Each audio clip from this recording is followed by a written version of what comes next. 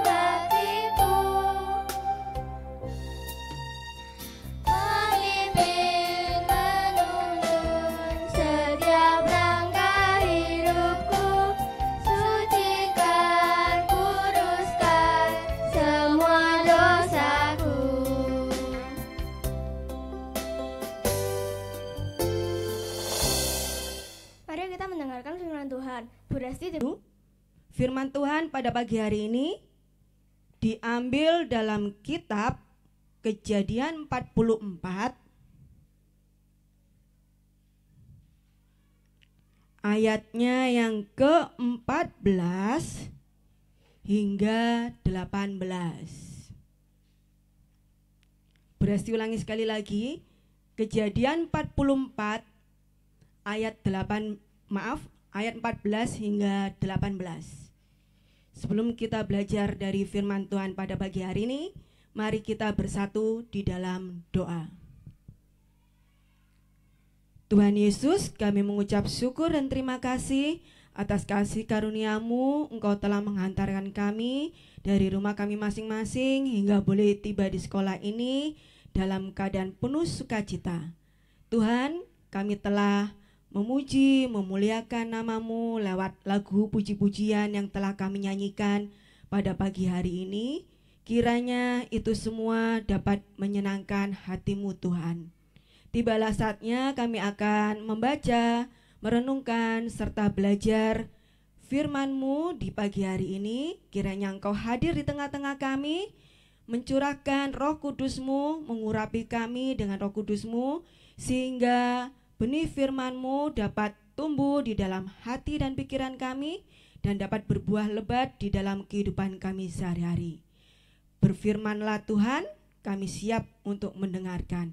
Kiranya Engkau juga mengurapi ibu guru kami yang akan menyampaikan firman-Mu pada pagi hari ini, agar kiranya apa yang disampaikan olehnya seturut dengan kehendak-Mu dan dapat kami pahami di dalam hati kami masing-masing.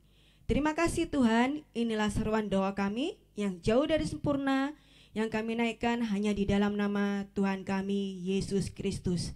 Amin. Sudah menemukan Kejadian 44 ayatnya yang ke-14 hingga 18?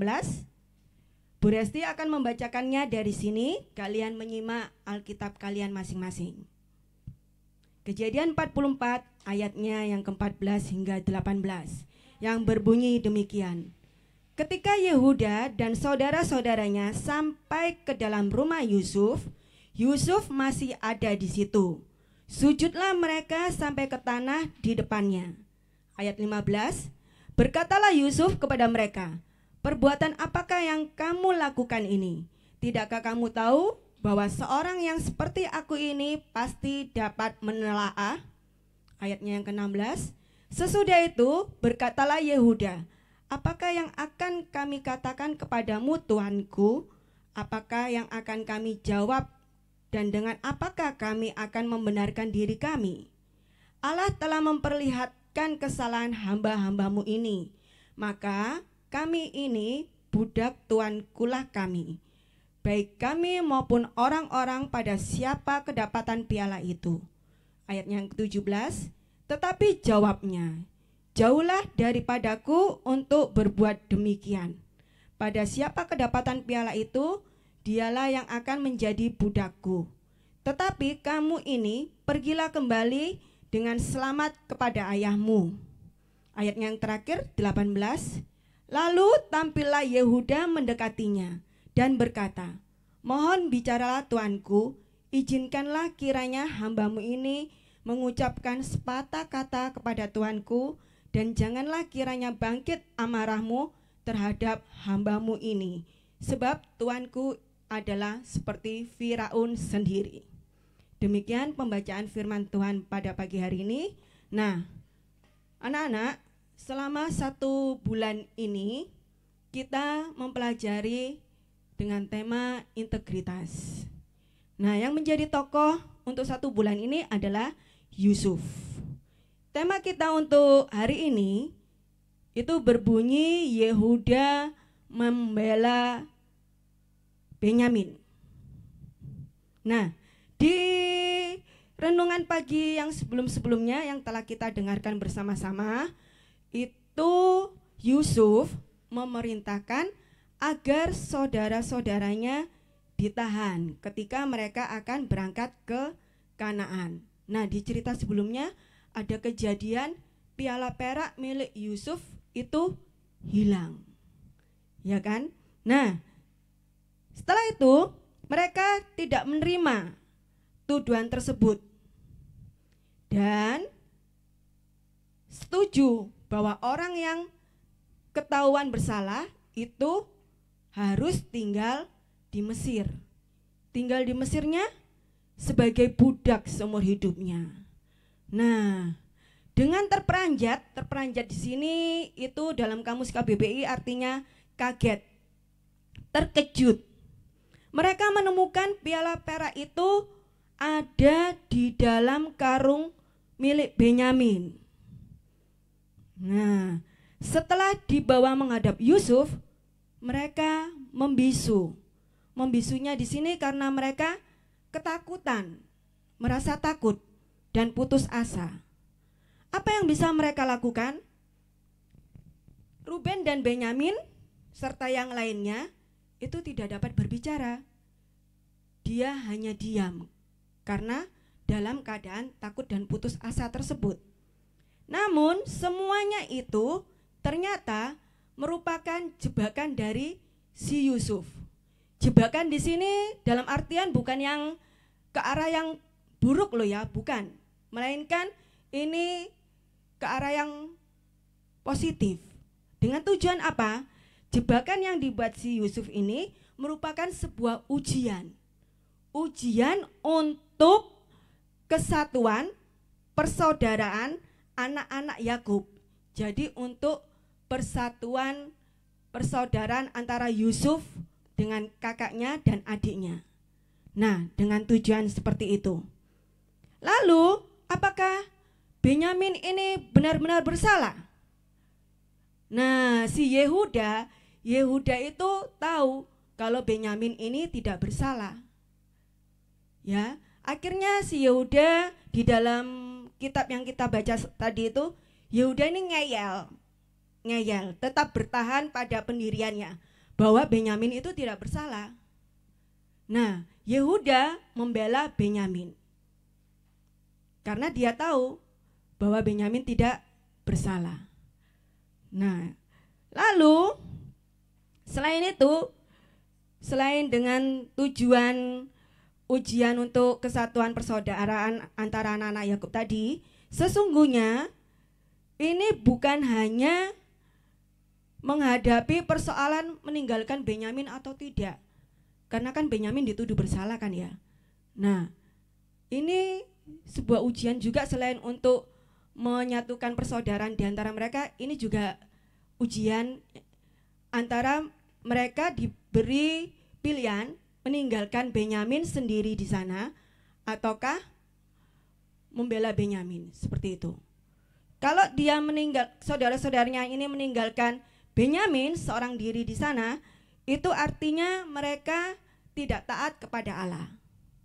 Namun jika mereka tidak meninggalkan Benyamin, berarti itu artinya mereka taat kepada Allah. Nah, yang dilakukan Yehuda ini dalam membela Benyamin merupakan suatu tindakan yang besar, ya kan? Tindakan yang besar. Karena dia rela berkorban. Dia tahu Benyamin tidak bersalah, dia ngeyel tetap membela Benyamin meskipun semua orang tidak percaya, tapi Benyamin ini rela berkorban untuk adiknya. Yehuda ini membela si Benyamin adiknya. Jadi Yehuda ini berani berkorban untuk Benyamin, dia yang menanggung semua hukuman yang akan dilimpahkan ke Benyamin. Nah, itu. Lalu apa hubungannya dengan firman Tuhan pada pagi hari ini? Yang pertama yang kita bisa ambil, Yehuda membela Benyamin. Berarti seorang kakak membela adiknya. Tapi membela di sini dalam konteks jika melakukan suatu kebenaran, benar. Ya, kalau salah ya jangan dibela. Kalau salah ya salah, kalau benar ya benar. Gitu. Jadi Yehuda ini membela dalam konteks yang Benyamin benar. Lalu yang kita pelajari dari Yehuda itu keberanian sikap dari Yehuda. Nah, dia berani rela berkorban untuk adiknya. Dia mengambil pilihan yang tepat, taat. Ya kan? Meskipun harus menanggung resiko. Ya, meskipun harus menanggung resiko. Jadi dia rela berkorban, bertanggung jawab seperti itu. Nah, kita sebagai anak Tuhan itu terkadang kita sering digoda untuk melakukan sesuatu hal yang menyimpang dari firman Tuhan. Oleh sebab itu, sebagai anak-anak Tuhan, kita tetap harus meminta pertolongan kepada Tuhan agar kita diurapi, diberi terang pikiran, hati, agar kita tahu, oh ini baik, oh ini buruk, ini yang sesuai dengan firman Tuhan, ini yang bertentangan dengan firman Tuhan, supaya kita tidak jatuh ke dalam dosa. Bisa? Bisa? Meminta pertolongan Tuhan untuk kita dapat menjalani hidup ini, memilih mana yang benar, mana yang buruk, mana yang sesuai dengan firman Tuhan, mana yang bertentangan dengan firman Tuhan. Amin. Firman Tuhan pada pagi hari ini, kita satu di dalam doa. Tuhan Yesus, terima kasih untuk firman-Mu pada pagi hari ini. Tuhan, ajarilah kami, tuntunlah kami, untuk kami dapat melakukan kebenaran di dalam kehidupan kami sehari-hari. Kami ingin menjadi anak-anak Tuhan yang senantiasa menyenangkan hati Tuhan, melakukan firman Tuhan di dalam kehidupan kami sehari-hari, baik di dalam perkataan kami, pikiran kami, terlebih lagi di dalam tingkah laku kami. Tuhan Yesus, inilah kami, kiranya Engkau melayakkan kami dan menguduskan kami agar kami benar-benar menjadi anak yang berkenan di hati Tuhan. Saat ini Tuhan, kami akan melanjutkan kegiatan pembelajaran kami. Kiranya Engkau memberkati Bapak Ibu guru kami, memberikan hikmat kebijaksanaan-Mu, memberikan kesehatan kepada Bapak Ibu guru kami di dalam mendampingi kami selama kegiatan pembelajaran dari pagi hingga siang hari nanti. Ya Tuhan, kiranya Engkau juga mengurapi kami, memberi kami kesehatan, memampukan kami di dalam kami melaksanakan segala tugas dan kewajiban kami sebagai seorang pelajar saat kami akan melaksanakan kegiatan pembelajaran sepanjang hari ini, agar apa yang disampaikan oleh Bapak Ibu guru kami bermanfaat di dalam kehidupan kami yang akan datang. Inilah Tuhan seruan doa kami yang jauh dari sempurna, yang kami naikkan hanya di dalam nama Tuhan kami Yesus Kristus, Juru Selamat kami yang hidup. Haleluya, amin.